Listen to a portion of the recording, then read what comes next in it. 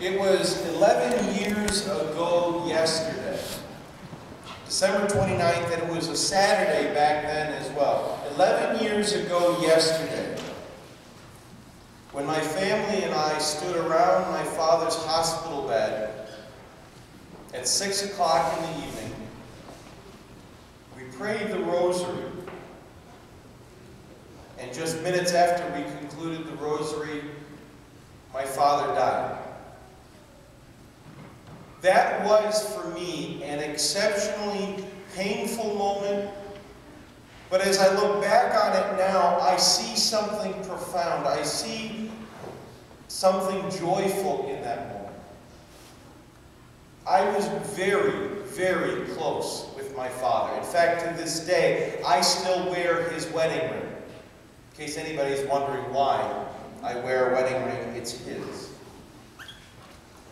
But in that moment, as painful as it was then, I see now something significant, something powerful, something that motivates me to this day. Because in that moment, the life that I had led for those first 20 years of my life made sense. Something that my mother and father had been doing for those 20 years finally made sense.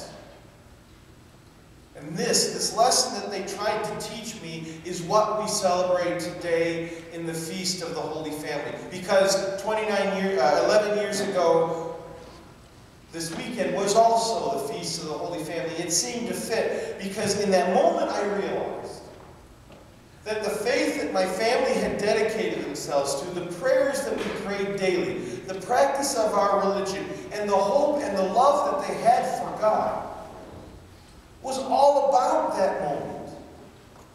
The life that we had led as a family, and please don't get me wrong, it wasn't a perfect experience. We're not a perfect family. I just came back from visiting a couple days at home to have Christmas with them, and I can reiterate in a very new way, life at home isn't perfect.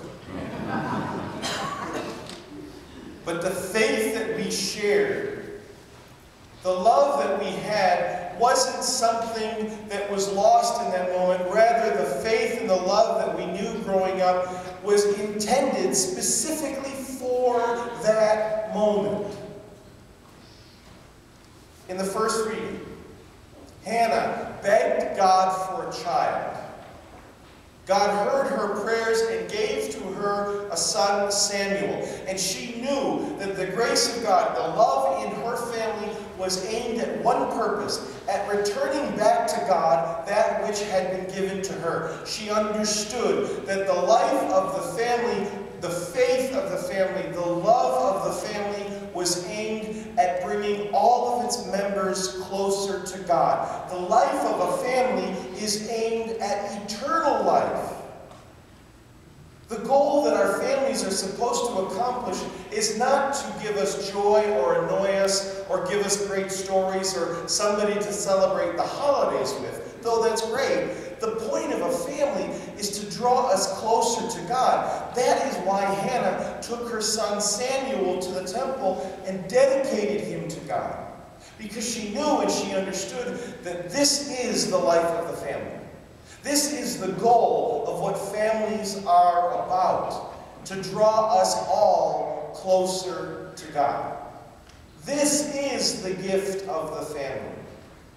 The family is the direct imitation of the life of the Holy Trinity.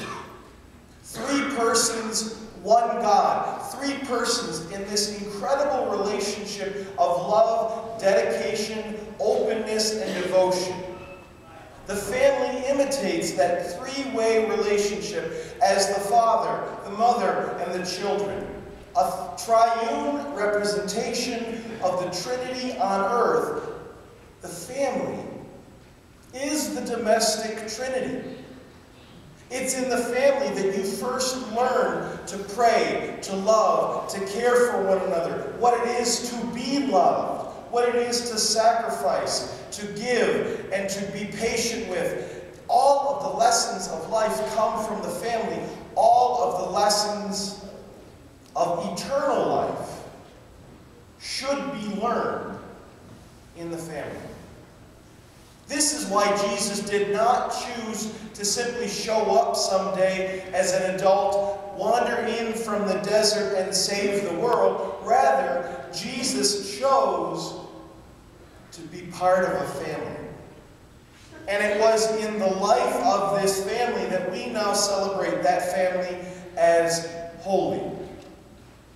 It's because they were a family dedicated to these principles that they are the Holy Family. Family is what makes your life holy. It's not easy. If your family is anything like mine, it's far from easy. But it is worth it. And this is where we come into a relationship with others, with ourselves, and with God. It's in our dedication, our devotions, our patience, our love, our self-sacrifice to our family, that we begin to live out the plan that God has for our lives. That we begin to live out the plan that God has for our eternal life.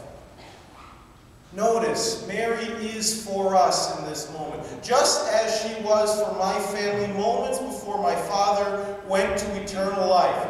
Mary is for us the prime example of the one who kept all these things in her heart.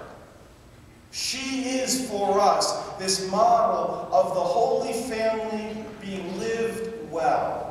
She is for us this model of someone who constantly seeks to understand and be open to what God is doing in our family. She didn't understand what Jesus said to her. She didn't understand this. She was along for the ride, just like you and I are in our family.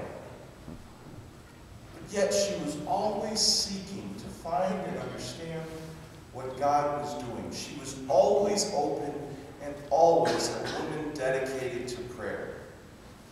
This is why we celebrate the Holy Family immediately after Christmas. Because the mystery of Christmas challenges us. The mystery of a child in a manger, God among us, God here to save us, challenges us to seek God's will and to live it out in the real world, in our family.